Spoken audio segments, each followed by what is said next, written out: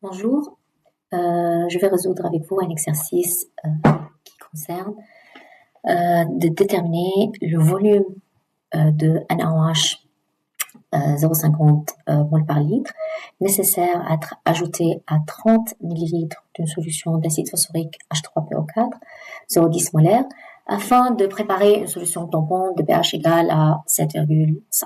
Donc si on met sur l'échelle de pH les espèces HO- et H3PO4.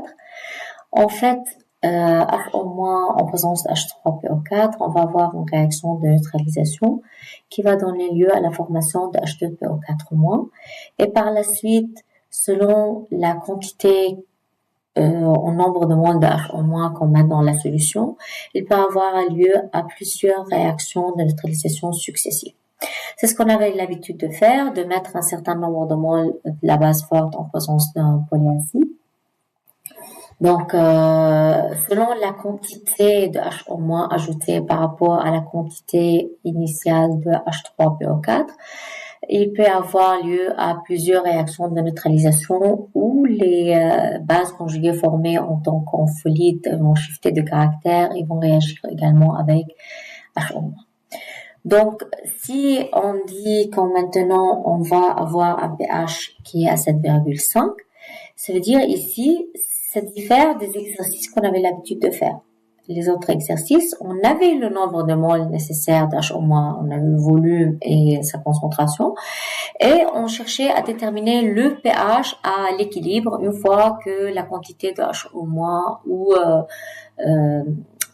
du polyacide disparaissent complètement. Et à ce moment-là, on peut savoir à quel moment les réactions s'arrêtent, on atteint l'équilibre. Maintenant, c'est différent. On n'a pas le nombre de moles d'H-, on cherche à déterminer le volume nécessaire pour atteindre ce pH qui est à 7,5. Donc, comme ici, comme il s'agit d'un titrage, on va réfléchir à cet exercice comme le cas d'un titrage où nous avons dans le bécher notre triacide H3PO4, et via la burette, on va ajouter HO- 0,50 molaire. Et il faut qu'on détermine le volume nécessaire de HO- pour atteindre ce pH désiré à 7,5. Donc, pour les réactions de neutralisation, 3 réactions peuvent avoir lieu. Tout d'abord, H3PO4 en présence d'HO- va donner H2PO4- et de l'eau. À son tour, H2PO4- va shifter de caractère et jouer le rôle d'acide et former HPO4-. Également, HPO4- va libérer PO4-3-. Donc maintenant, si on va savoir, on doit déterminer le volume de HO- nécessaire pour atteindre ce pH 7,5. 7,5, si on regarde sur l'échelle, on trouve qu'on est dans le domaine de coexistence de HPO4- HPO4-. Ça veut dire, logiquement, on avait déjà fait la neutralisation de H3PO4, ce H2PO4 il a shifté de caractère, et nous sommes dans la zone de transformation de H2PO4- en HPO4-. Donc maintenant, pour qu'on puisse déterminer le volume nécessaire de HO- pour atteindre 7,5, il serait nécessaire de savoir le volume nécessaire pour faire la première neutralisation, même les autres volumes, et après chercher le volume qui a abouti à atteindre ce pH 7,5. Donc, si on va regarder pour la première réaction, l'équivalence s'atteint lorsque le nombre de moles de H3PO4 serait égal au nombre de moles de HO- ajouté. Et par la suite, le volume nécessaire pour faire cette première neutralisation, qui est équivalent 1, va valoir 0,1 fois 30 pour H3PO4 divisé par 0,5 la concentration de HO-, ce qui va donner 6 ml. Donc, maintenant, comme le nombre de moles d'H3PO4, c'est le même qui s'est transformé en H2PO4-, par la suite, pour faire cette deuxième neutralisation, nous allons avoir besoin également de 6 ml et par la suite, le volume équivalent 2 va valoir 12 millilitres. Également, pour la troisième réaction de neutralisation, on va avoir besoin de 6 millilitres pour la réaliser. Et le volume équivalent 3 va valoir 18 millilitres. Maintenant, comme nous sommes dans la zone de H2PO4-, HPO4-, ce serait nécessaire de déterminer le volume à demi-équivalence, à quoi est-ce qu'il correspond, et se positionner par rapport à ce volume de demi-équivalence. Donc, le volume de demi-équivalence vaut 12 plus 6 divisé par 2, ce qui vaut 9 millilitres. Donc, à 9 millilitres, le pH va être égal au pKa du couple H2PO4-, HPO4-. Par la suite, le pH désiré 7,5, c'est alors plus grand de ce pH à demi-équivalence qui vaut 7,2.